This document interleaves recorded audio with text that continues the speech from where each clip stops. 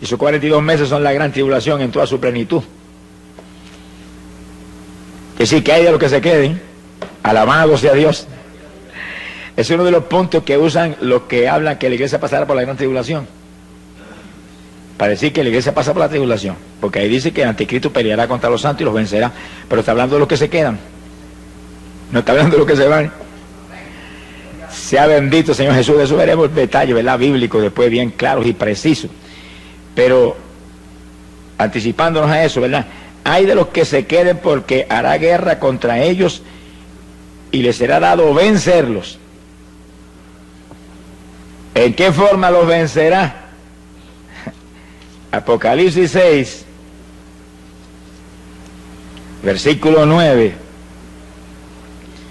El apóstol San Juan lo vio en visión.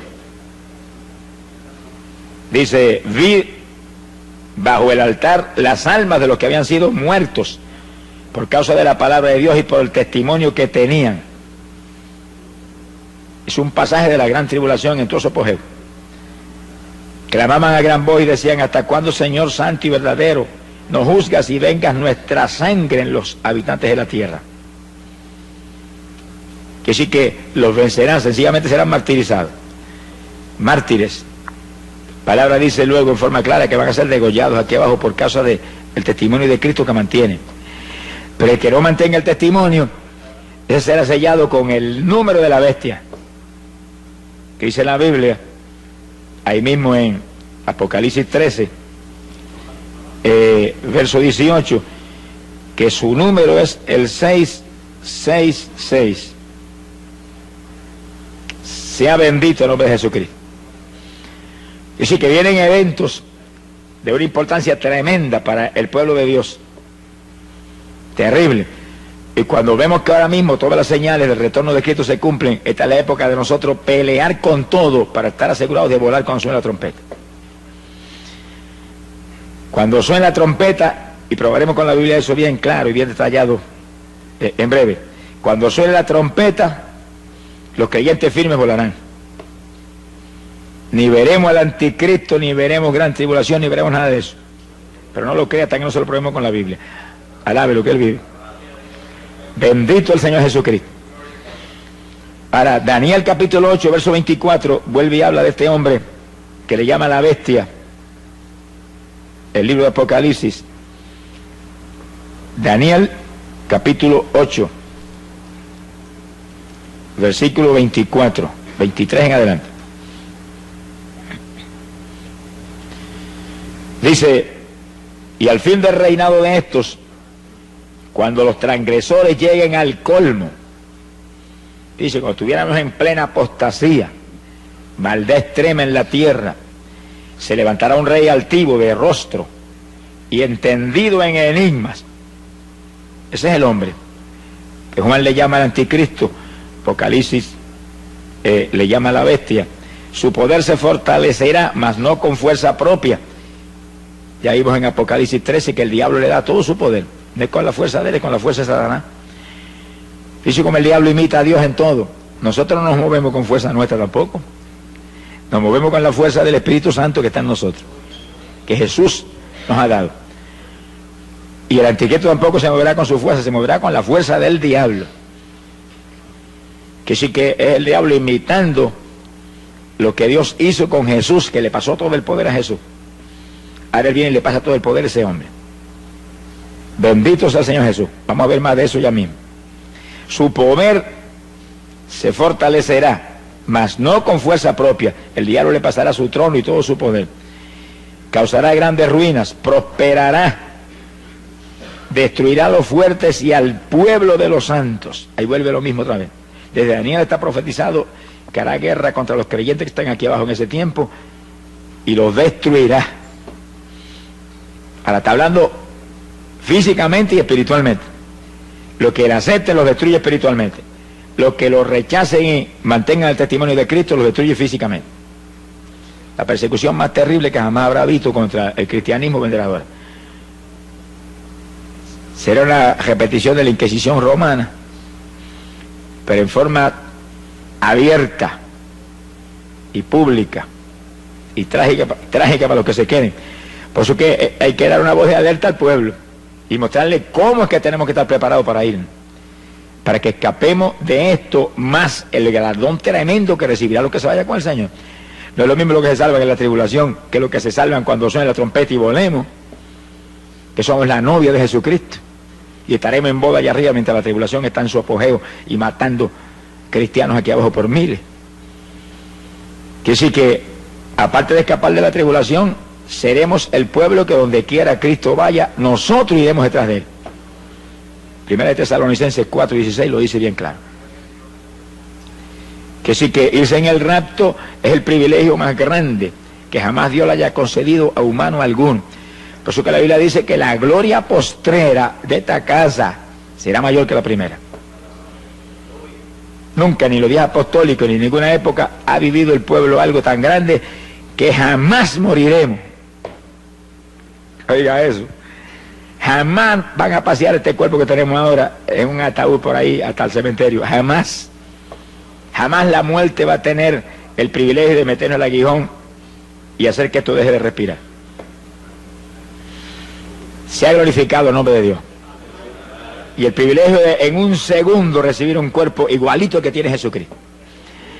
Bueno, es grande lo que Dios nos ofrece. Si perdemos esa bendición, somos los más necios de los seres humanos. Sonríese, que el Señor le ama.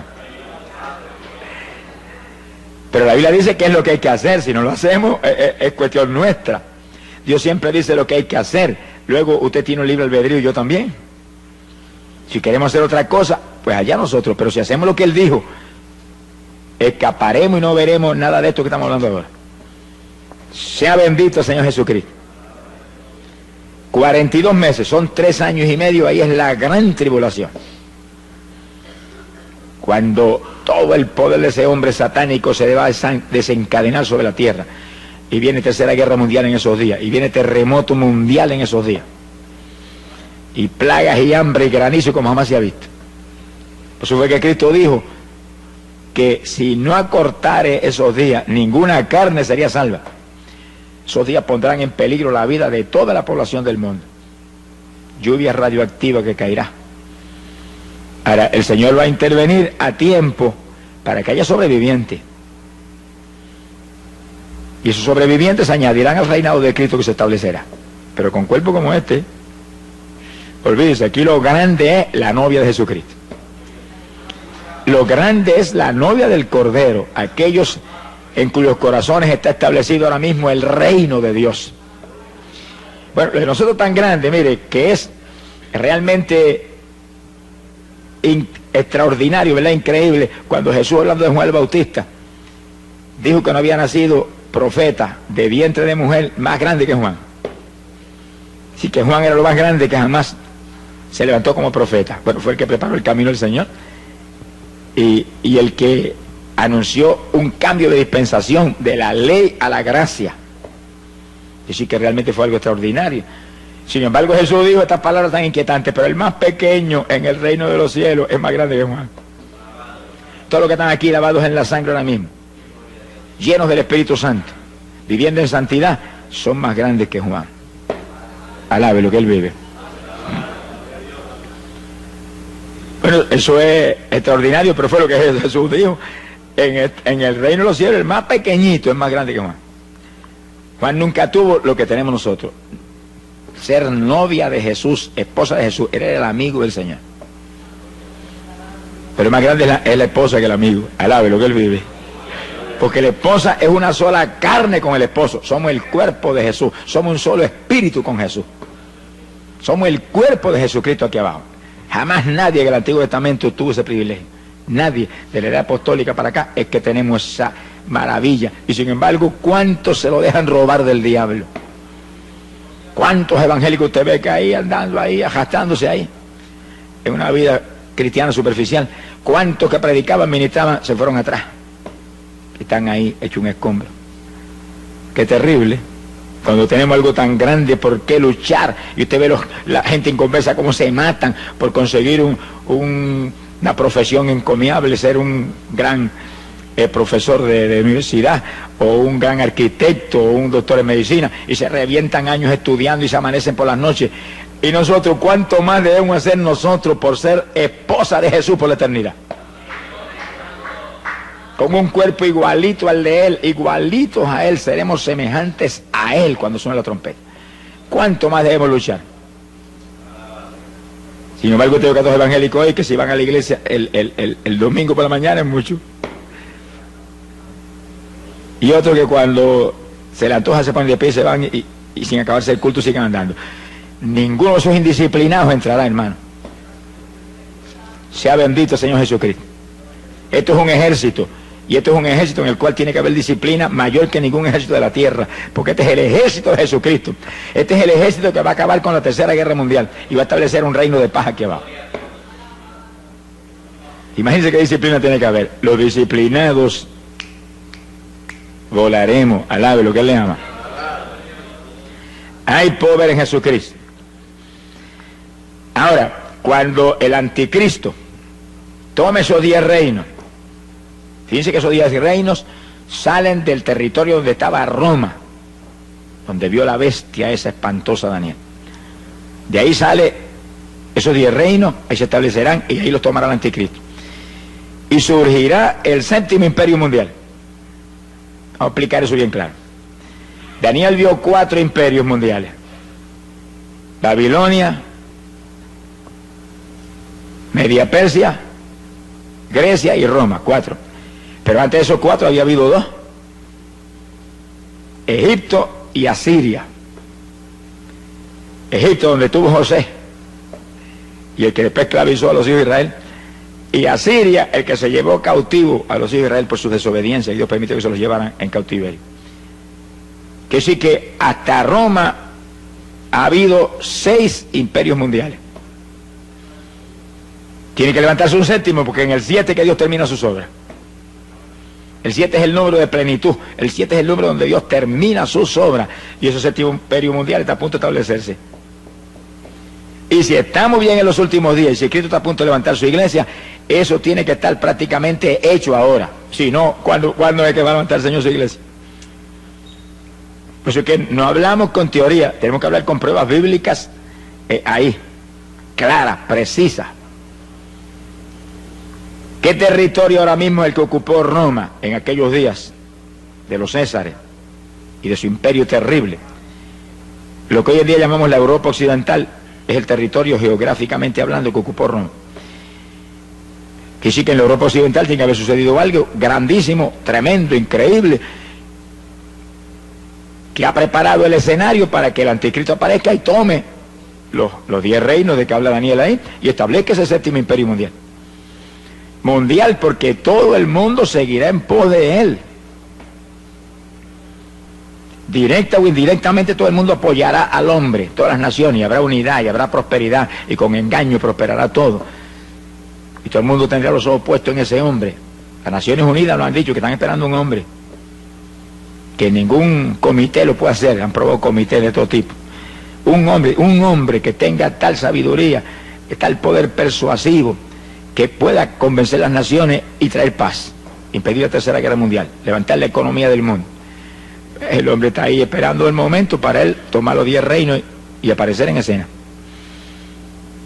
Que sí que en la Europa occidental tiene que estar preparado el escenario para eso, porque ese es el territorio que ocupaba Roma, y ahí que dice Daniel que aparecerá 10 cuernos sobre la bestia romana. Entonces, al ver lo que ha pasado en la Europa occidental, nos quedamos atónitos. Porque cuando terminó la Segunda Guerra Mundial, década del 40, las naciones de Europa quedaron todas arruinadas económicamente. Francia, Inglaterra, eso estaban arruinados después de esa guerra. Entonces en el 1957 se unieron 6 de esos países de la Europa occidental, 6. Y en un tratado que se llamó el Tratado de Roma, quedaron unidas las economías de los 6 países tratando de levantarse y superar la tragedia en que habían estado viviendo económicamente hablando. Y ahí se unieron Francia, Italia, Alemania Occidental, Holanda, Bélgica y Luxemburgo. 1957, y le llamaron el Tratado de Roma a esa unidad. Fíjense que lo que Daniel dice, que ese imperio surge de Roma. Pues le pusieron el nombre por si acaso alguna duda. Bendito el nombre de Jesús. Ahora, en 1971, nunca olvido que yo predicaba campaña en Chicago. y una noche prediqué sobre este tema, y al otro día apareció en los periódicos en letras grandes: Inglaterra se une al mercado común europeo, 7º país que se unía. Luego, después de Inglaterra, se unieron Dinamarca e Irlanda, 9 países. Y años más tarde se unió Grecia, los 10 países. Pero cuando yo llegué ahora a Europa a predicar, se acaban de unir España y Portugal. Aquí sí que hay 12. Eso te muestra a ti que 2 tendrán que salir. Porque el anticristo va a tomar 10 reinos, no son 12. La Biblia no puede fallar ni por un ápice, porque es matemáticamente precisa. 2 saldrán. Y realmente fue extraordinario ver hace apenas unos días o unas semanas, que salió una proclama de las naciones del mercado común europeo, que es como le llaman a esa unidad, que estaban muy decididos a sacar 2 naciones fuera, porque la economía del mercado no estaba a lo alta que ellos creen que debe estar. Pero ahora mismo, en esos que están unidos, hay más de 330 millones de personas unidos, como si fueran prácticamente un solo pueblo. Pronto, dicen ellos, que van a quitar las fronteras, y entonces una persona pasará de un país a otro sin enseñar ni papeles, nada, porque no va a haber frontera. Serán un solo imperio, un solo reino, y pondrán un sistema monetario común. Entonces eso está ahí ya determinado. Quiere decir que ese es el imperio del anticristo, donde está Francia, Inglaterra, Alemania, todos esos países ahí, sin saber lo que les viene para encima. ¿Y en manos de quién van a caer? Y un país como España, que le ha dado la espalda al Evangelio, y que ahora mismo hay como 40 millones de personas, y no sé cuál sería el número preciso, ¿verdad? Pero no hay probablemente ni 100.000 creyentes en 40 millones de personas. Que sí que es una cosa increíble. No han creído en la verdad, Jesucristo. Les será dado creer en la mentira. Eso es lo que dice la Biblia. Cuando venga el anticristo, lo agarrarán como el Mesías, que viene del diablo. Sea bendito el nombre de Jesús. Que sí que el ambiente está preparado, solamente que el hombre venga y agarre los 10 reinos y establezca ese gobierno, y entonces sus actuaciones, su sabiduría, su sagacidad, todo su movimiento convencerán a las naciones que ese es el hombre que hay que ayudar y apoyar y seguir para que haya paz y se acabe la inflación y se acaben todas las tragedias que enfrentan las naciones hoy en día. Bendito el nombre de Jesucristo. Ahora, viendo nosotros un cumplimiento profético tan terrible como es ante nuestros ojos, ¿cuál tiene que ser la reacción nuestra? Bueno, lo que dijo el profeta Jeremías, que son palabras que quedaron escritas ahí y están en pie hoy para la iglesia del Señor como nunca antes. Jeremías capítulo 6, verso 16. Dijo: paraos en los caminos y mirad. Hay muchos caminos aquí abajo, muchas rutas, muchos senderos. Hay que pararse y mirar para todos lados, aquel, el otro. Y preguntar por la senda antigua. ¿Cuál es el buen camino? Y seguirlo, y hallaréis reposo para vuestras almas. Que sí, que en la época de decidirse, toda la humanidad tiene que pararse, detenerse un momentito de todas sus inquietudes y sus preocupaciones terrenales y materiales, y preguntar: ¿cuál es la senda antigua? ¿Cuál es el buen camino? ¿Cuál es el único camino? Y cuando le digan: el único camino es Cristo Jesús, sígalo, alabado sea Dios. Pero aquí no es que yo lo recomiende ni que yo crea que ese es, no, es que él mismo lo dijo, Juan 14:6, yo soy el camino. Un camino. Esas palabras quedaron metidas en el corazón de los cristianos apostólicos, hasta el punto que le llamaban los del camino. Es la única ruta, esa es la senda antigua, pero no como lo quiere uno tomar, no, como lo tomó la iglesia apostólica. Un camino saturado de amor hacia los demás hermanos, de unidad entre el pueblo de Dios, un camino saturado de poder, un camino saturado de santidad, un camino saturado de oración, un camino saturado de ayuno. La iglesia apostólica no hacía nada sino de congregación y ayuno. Léalo en Hechos capítulo 13, cuando fueron a mandar a Bernabé y a Pablo, estaban todos en ayuno clamando hasta que el Espíritu habló y dijo: estos dos son los que he separado para esta obra. Esa es la senda antigua, hay que volver a esa senda. Cuando el Pentecostés empezó en Puerto Rico, empezó en esa senda. Y los primeros pentecostales aquí tenían una fe sobrenatural, dependían de Dios para todo. Se enfermaba la vaca, oraban a la vaca y se sanaba la vaca. Se ha glorificado el nombre de Dios. Vigilaban continuamente, oraban y ayunaban, había santidad a toda profundidad. Era todo el mundo lleno del Espíritu Santo. Hoy en día eso ha descendido no se sabe cuántos metros espirituales. Y diga ese pentecostal que usted va y no sabe si es pentecostal o qué es. Porque de mirar por fuera, ya uno sabe que algo raro ha pasado, algo rarísimo ha pasado. Alabado sea Dios. Pero el llamado es, vuelve a las primeras obras, vuelve al primer amor. No que apartes el primer amor, porque si te apartas el primer amor, dice la Biblia, estás caído. Hay que arrepentirse y volver a las primeras obras. Jesús no ha cambiado. Si Él no ha cambiado, la iglesia no puede haber cambiado tampoco. Si Él no ha cambiado, el Espíritu Santo no ha cambiado. Que es su emisario grande aquí abajo. Nada ha cambiado. Lo que ha cambiado son la gente. Las denominaciones, las religiones, son las que han cambiado. Se han modernizado, han dañado el Evangelio. Alabado sea Dios. Pero nosotros, hermanos, hagámonos más primitivos cada día, aunque nos digan ridículos, aunque nos digan fanáticos, aunque le digan lo que le dé la gana. Pero ese pueblo fanático, ridículo, lleno del poder de Dios, es el pueblo que se va con el Señor cuando suena la trompeta. ¡Alabado sea Dios! Esa es la novia de Jesús.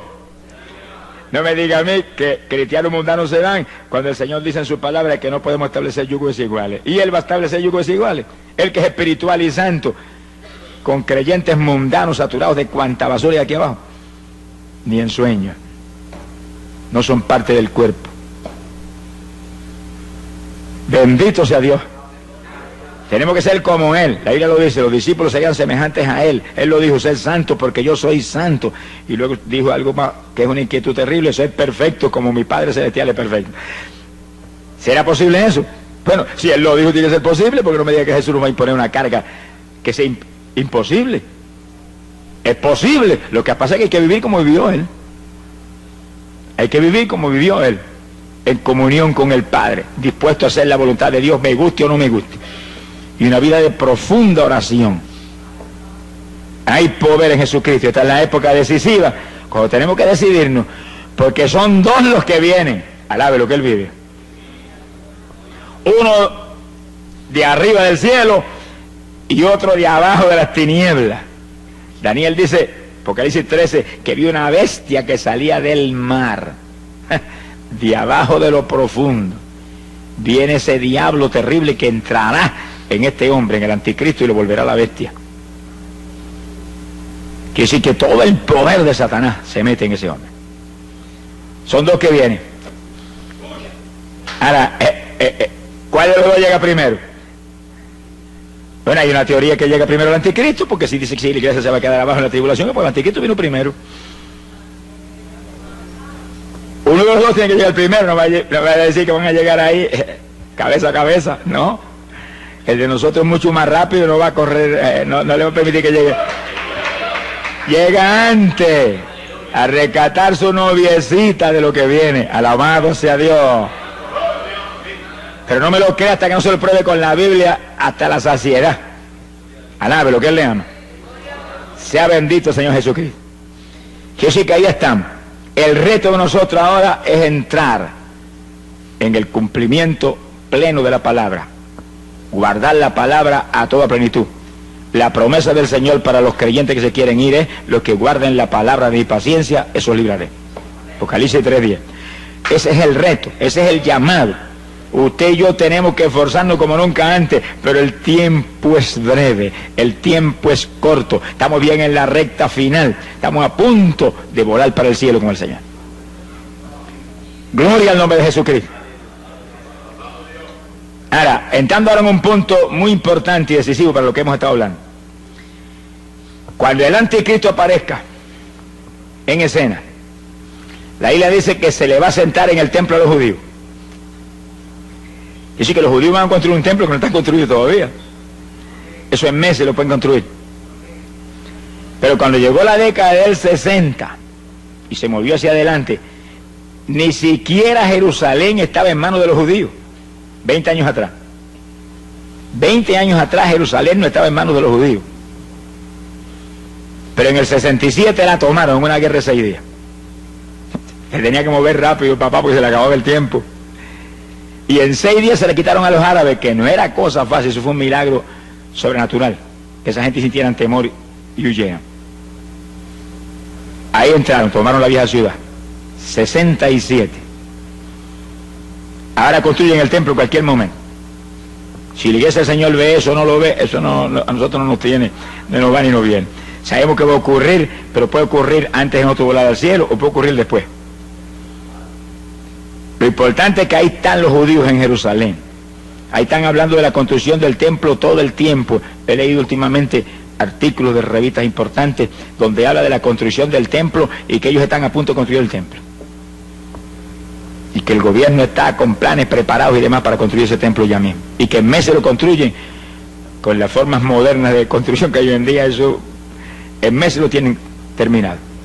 Ahí ellos van a restaurar toda la adoración que había en el Antiguo Testamento, con sacrificio de animales y lugar santo y lugar santísimo y todo eso, ignorando que ya el Mesías vino y una nueva dispensación está en pie y ya no estamos bajo la ley sino bajo la gracia, y que la ley se cumple ahora no en la gente carnal sino en los que andamos conforme al Espíritu. Pero ellos entrarán en ese asunto. Y entonces lo importante de esta cuestión es que el anticristo se le va a subir en ese templo y va a violar todo lo que se hace en el templo y se va a ostentar como Dios ahí. ¿Dónde está eso en la Biblia? Segunda de Tesalonicenses, capítulo 2, verso 3 en adelante. Y esto sí que es importante para nosotros, porque esta es la base de la doctrina de que la iglesia pasa por la tribulación,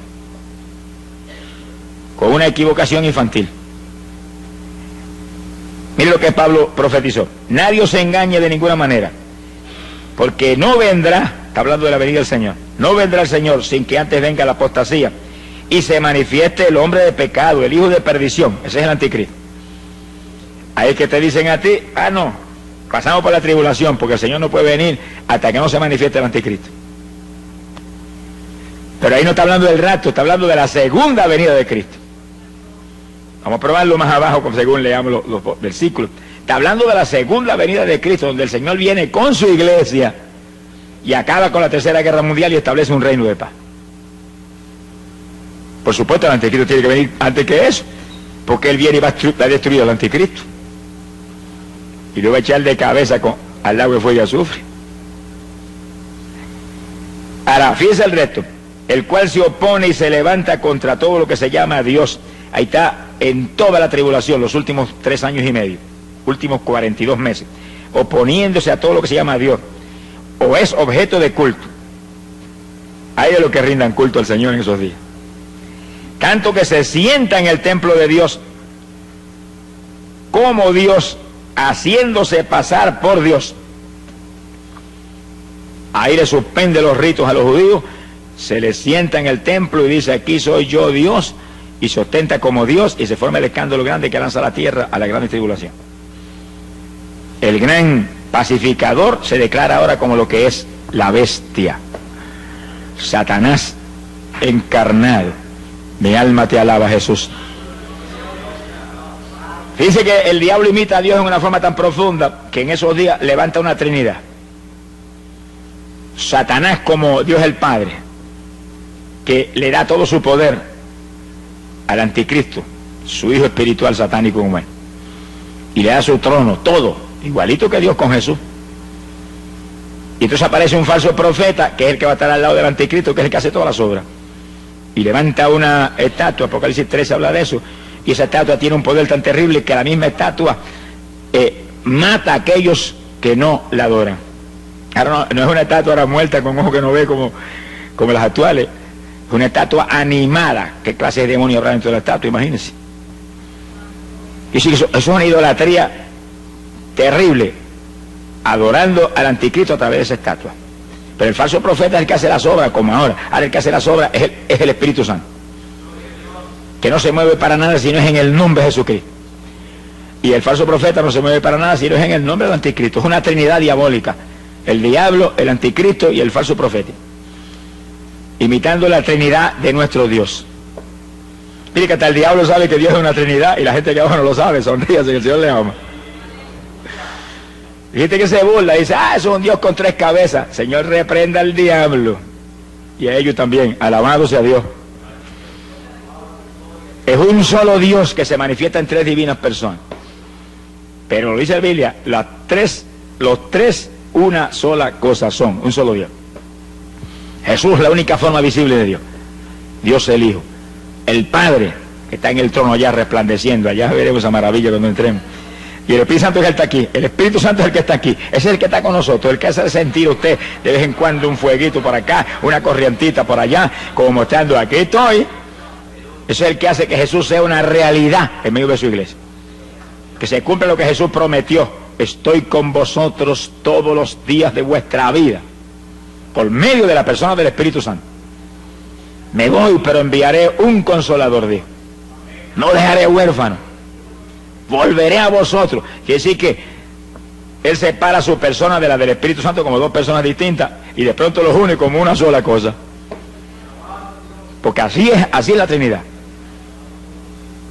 Una de las comparaciones más claras para entender la Trinidad es un triángulo. Un triángulo es una sola figura, pero tiene 3 ángulos, ángulo A, ángulo B y ángulo C. Un ángulo está ahí, el otro acá, el otro acá. Son 3 ángulos distintos. El A es A y el B es B y el C es C, pero forman una sola figura. Esa es la Trinidad.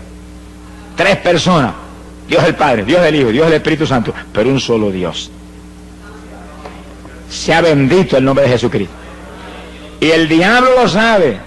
Muchas religiones no lo saben, pero el diablo lo sabe. Y como él imita todo, en todo imita a Dios, establece una trinidad en esos días. Y él se pone ahí como el Dios el Padre.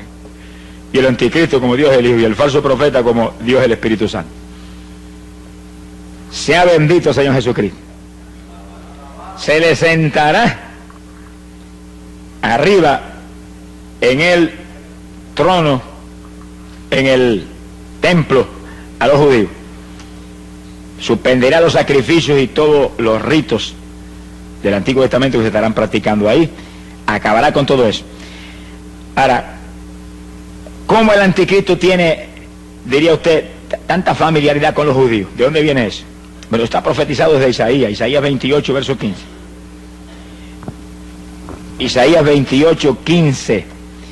Fíjense cómo los judíos caen en un lazo que uno de los profetas más grandes que ellos jamás tuvieron se lo profetizó y se lo advirtió. Sin embargo, caen en el lazo.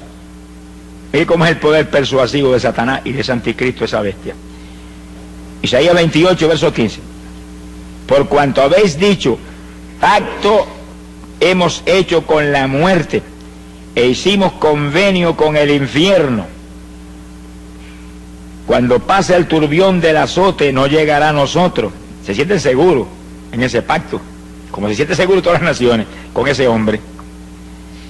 Porque hemos puesto nuestro refugio en la mentira y en la falsedad nos esconderemos. Hacen un pacto con el anticristo, quiere decir que usted no se extrañe que el anticristo le va a ayudar a construir el templo, en el cual se sienten respaldados por ese hombre y bajo esa protección. Cuando Jesús vino lo rechazaron. Ahora viene el diablo y ya se lo aceptan. Se cumple la palabra que como se negaron a creer en la verdad, Dios permite que crean en la mentira. Que sí que todavía le queda a los judíos parte del juicio que empezó hace casi 2000 años, le queda el cumplimiento final terrible en los días que vienen. Sea bendito Señor Jesucristo. Quiere decir que ese pacto estará ahí en pie. Y en los primeros 3 años y medio de ese pacto, el anticristo cumplirá el pacto. Vamos a verlo en la Biblia. Vamos a verlo ahí clarito. Daniel capítulo 9, verso 27. Ahora pueden ver esto en forma bien matemáticamente precisa. Por otra semana, es una semana de años, 7 años. Vamos a verlo más. más luego en forma más clara. Por otra semana confirmará el pacto con muchos. Hay un pacto del anticristo con muchos, pero ahí está incluido Israel. Y a la mitad de la semana, cuando pasen 3 años y medio, esos últimos 7 años, hará cesar el sacrificio y la ofrenda. Después, con la muchedumbre de las abominaciones, vendrá el desolador hasta que venga la consumación. Pero fíjense que Pablo nos explica, que lo dijimos en 2 Tesalonicenses, que es lo que hace. Hace cesar el sacrificio y la ofrenda, pero se le sube en el templo y se sienta ahí y dice que él es Dios, que a él es que hay que adorarlo. Que se acabaron los ritos y se acabaron los sacrificios animales, que a él es que hay que sacrificarle ahora. Es a Jehová. Dice que el pacto que él hace con los judíos es, como dice Isaías, es un convenio con la mentira y un pacto con la muerte, con el infierno, con el engaño. Se ha glorificado el nombre de Dios. Pero fíjense que ahí habla de una semana específica. Ahora, ese es un punto decisivo. ¿Qué semana es esa? Son los últimos 7 años de esta dispensación. Los últimos 7 años de esta edad. Ahora, en Daniel capítulo 9, verso 24, tenemos que entender esto para poder entender ese punto. Daniel habla de 70 semanas determinadas para su pueblo. Esos son 490 años, son 70 semanas de años. Multiplique 70 por 7 y son 490 años. De esos 490 años, desde que restauraron a Jerusalén, reconstruyó Esdras a Jerusalén hasta la muerte de Cristo en la cruz, pasaron 69 de esa semana, 483 años. Quedaron 7 fuera. ¿Cuándo esos 7 aparecerían? Ahí lo dice en el versículo 27. Una última semana en la cual confirmará el anticristo el pacto con muchos, pero a mitad de esos 7 años se sube en el templo y hace cesar el sacrificio y la ofrenda. Y sí que queda de las 70 semanas que dijo Daniel que serían para Israel, queda una. Esa es la última semana, últimos 7 años de esta dispensación. Ahora fíjense en esto, que es lo importante que es esto para nosotros. Si en esos últimos 7 años de esta edad, es cuando el anticristo aparece, y a mitad de los 7 años se le sube en el templo a los judíos, eso es atención de Dios para Israel. Porque aquí lo dice, 70 semanas determinadas para tu pueblo. ¿Cuál es el pueblo de Daniel? ¿Eso no somos nosotros? Si en esos últimos 7 años es atención de Dios para Israel, ¿dónde está la novia de Jesús? De boda, a lo que él vive. De boda. Y la Biblia dice que las bodas no son aquí abajo, porque Apocalipsis 19 dice que las bodas son en el cielo. Y sí, por eso tenemos una seguridad absoluta de que cuando el anticristo aparezca, no estamos aquí, porque ahí comienzan los últimos 7 años. Ya hemos volado y nos fuimos. La atención de Dios ahora es totalmente, exclusivamente para la novia de su Hijo, la iglesia. ¿Y qué dice la Biblia? En los últimos días derramaré mi espíritu sobre toda carne. Mire cómo es la atención de Dios ahora. Derramamiento del espíritu para que nuestros hijos y nuestras hijas profeticen, nuestros jóvenes tengan visiones, los viejitos tengan sueños, y siervos y siervas, unción nueva del espíritu para profetizar. Profecías, sueños, visiones, ¿sobre qué? Sobre los últimos días. Cristo viene, está a punto el Señor de venir, mira, están cumplidas las señales, todo esto está hecho ya. Y todos los detalles ahí, nosotros hablando de eso. No hay otra conversación ahora nada más que esa. La venida del Señor, la venida del Señor. Está a punto el Señor de levantar su pueblo. Y cuando volvemos nosotros para arriba, entonces la atención de Dios volverá otra vez sobre Israel. 7 años que completarán las 70 semanas de años que Daniel profetizó hace más de 2500 años. Sea bendito el nombre de Jesucristo. Que sí, que el asunto es matemáticamente claro, pero para que sea todavía más claro, volvamos a 2 de Tesalonicenses, capítulo 2, ahora en el verso 6. Y Pablo dice: y ahora vosotros sabéis lo que lo detiene, lo que impide que se manifieste el anticristo ahora mismo, a fin de que a su debido tiempo se manifieste, porque ya está en acción el ministerio de la iniquidad, solo que hay quien al presente lo detiene, Alguien ahora mismo impide que Él se manifieste y aparezca ahí, tome esos 10 reinos y comience, resurja el séptimo imperio mundial. Fíjense que el séptimo imperio mundial es un resurgimiento de Roma, una resurrección del viejo imperio romano. Son los 10 cuernos que estaban sobre la bestia, que es el séptimo imperio mundial, que es Roma. Como si resurgiera Roma con todo su poderío militar y toda su ira contra los creyentes del Evangelio, que en los días de los Césares los tiraban a los leones en el Coliseo. Ahora los van a degollar. Mi alma te alaba, Jesús. Verso 7. Porque ya está en acción el misterio de la iniquidad, solo que hay quien al presente lo detiene, hasta que Él a su vez se ha quitado de en medio. Ese que lo detiene ahora va a ser quitado. Y entonces, verso 8, se manifestará el inicuo. Hasta que no se ha quitado el que impide ahora, no se puede manifestar. Y si cuando suene la trompeta y arrebatados en nubes volemos hacia el aire, el encuentro del Señor, ahí el anticristo se sonreirá y dirá: ahora yo puedo aparecer. Ahora voy yo, ahora soy yo el principal personaje en la tierra.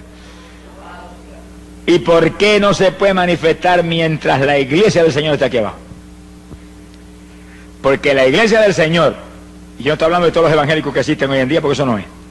Estoy hablando del cuerpo de Jesucristo, hombres y mujeres que forman el cuerpo de Jesús, porque son hombres y mujeres santos, limpios, llenos del Espíritu Santo, llenos de la fe del Señor, que se mueven ahí, andando no por vista, sino por fe, creyendo la verdad total de la palabra y viviéndola, y dando testimonio a la humanidad, y que sus vidas ya no es yo, sino Él. Y que el único incentivo de estar aquí abajo, porque somos de arriba, es llevar luz a los perdidos. Esa es la iglesia del Señor. Los demás no están pegados al cuerpo de Cristo ni con saliva. Sonríense, que el Señor les ama. Están convencidos, pero aquí no es cuestión de convencerse, aquí es cuestión de convertirse, desde la mollera de la cabeza hasta la planta de los pies, desde las uñitas hasta el pelo, por dentro y por fuera, nada de lo que Él le ama. ¡Ay, Sahaya, Sohaba! Si el anticristo se manifiesta ahora, mientras la iglesia del Señor está aquí, la iglesia del Señor tiene promesas de Jesús, os he dado poder contra todo poder del enemigo. Pisarán serpientes y escorpiones, no os dañarán. En mi nombre echarán fuera demonios. Y dijo: y los discípulos serán semejantes a mí, harán mis obras y aún mayores. Se aparece el anticristo, ahora le caemos como el que apaga fuego encima. Lo único que va a poder hacer es taparse, cubrirse, porque los golpes lo van a abrumar. Quiere decir que no puede aparecer. El diablo no lo va a manifestar. Ahora el diablo sabe que si lo manifiesta ahora sería un fracaso para él, no va a hacer eso. Está esperando que lo que impide se ha quitado del medio. Y cuando seamos quitados del medio, para arriba. ¿Quitados en qué dirección? Para arriba. ¿Quitados en qué forma? Arrebatados en nubes hacia el aire, al encuentro del Señor. ¿Quitados en qué forma? En un segundo, en un abrir de ojos. Los cuerpos corruptibles transformados en cuerpos incorruptibles, los cuerpos mortales en cuerpos inmortales, o como Pablo dice en la carta a los Filipenses, esperamos a nuestro Señor Jesucristo, el cual transformará este cuerpo de vergüenza nuestra en cuerpo semejante al de la gloria suya. Mira el clase de poder que hay en Dios, por eso que el que dude de Dios, hermano, está frito. Está liquidado. Si en un segundo, Dios va a transformar este cuerpo, desde el más mínimo pelito que tenga usted, hasta las uñas que tenga abajo, en cuerpo de gloria, en un segundo. Pablo dice, en un abrir de ojos. Hay traducciones que dicen, un abrir y cejar de ojos, ¿es lo mismo? Abrir los ojos tiene que haberlo cejado primero. Es una cosa que no tiene sentido. Usted prueba que vea, haga así, un segundo. En un segundo esto queda transformado en cuerpo inmortal, como el de Jesús. Entonces, ¿qué cosa será difícil para Dios? Si hace un milagro como ese en un segundo, a nada de lo que Él vive. ¿Qué es entonces un cáncer para Dios? ¿Qué es entonces el AIDS para Dios? ¿Qué es entonces bautizar con el Espíritu Santo un creyente? Nada, todos son pequeñeces al lado de ese milagrote. Transformarnos en algo igualito a Jesús en un segundo. Pues eso es lo que va a hacer. No solamente con nosotros, sino con los muertos que resuciten y se levanten de los sepulcros, que se van a levantar no en el cuerpo que murió María, ni en el cuerpo que murió Pedro, no, en el cuerpo de gloria también. Sea bendito el Señor Jesucristo. Que sí, que cuando ese pueblo lleno del fuego de Dios, fuego ha venido a traer a la tierra, Dios, cuánto desee que ya esté encendido. Mire bien que los que se van son creyentes encendidos, creyentes apagados no se van, cristianos tibios no se van, son creyentes encendidos, son antorchas encendidas que se mueven alumbrando las tinieblas de los pecadores. De lo que usted tiene, usted puede dar, pero de lo que no tiene, no puede dar. Pedro, al tullido en la puerta hermosa, dijo: de lo que tengo, eso te doy. Que tenía poder de Dios para decirle: levántate y anda en el nombre de Jesucristo. Pero de lo que no tiene, no te puede dar. Creyentes apagados, ¿a quién le van a dar luz? Ellos son los que necesitan luz. Sea bendito Señor Jesucristo. Que sí, que lo que se van son antorchas encendidas, creyentes llenos del Espíritu Santo, creyentes que alumbran a los pecadores aquí abajo, creyentes que no dan testimonio a nadie. Mire, hermano, ni en sueños se van. Y esa es la plaga más grande que hay aquí abajo hoy en día en el pueblo evangélico, que montones de ellos no le dan testimonio a nadie, sencillamente se han conformado con ser miembros de una congregación. Eso es parte del evangelio, no apartarse de la congregación como algunos tienen por costumbre, porque la congregación, la iglesia y su pastor es el cuartel general de batalla donde se le entrena para ir afuera a quitarle las propiedades al diablo. Pero si después que está ahí, sentadito ahí, gozándose en las cosas del Señor, y Dios lo ha bautizado con el Espíritu, ahí se conforma y no hace nada, no le da testimonio a nadie, en pocos días usted lo ve que seguido desciende espiritualmente. Ya está más tranquilo, más conforme. Esas gentes se quedarán. Vamos a probarlo con la Biblia ya mismo. Sonríase, que el Señor le ama. Alabado sea Dios. Hay poder en Jesucristo. Quiere decir que, ¿cuándo aparecerá el anticristo? Eso sí lo podemos hablar claro ahí, sin alternativa, porque ¿cuándo es el rapto? Ahí sí hay que cuidarse. Hay cosas que se pueden decir, pero hay otras cosas que no se pueden, porque no tendría usted una base bíblica para hacerlo. Pero ¿cuándo aparece el anticristo? En los últimos 7 años de esta dispensación.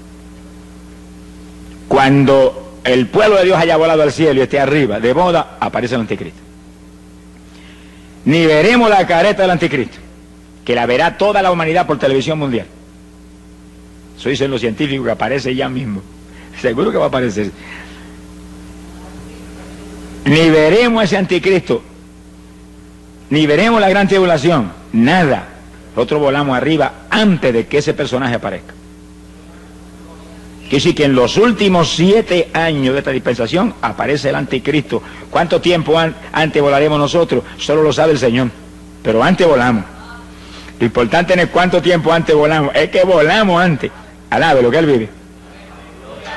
Que no pasaremos por esos días terribles, ni veremos esos días trágicos que se acercan, porque el Señor lo prometió: los que guardaren la palabra de mi paciencia, yo también los libraré.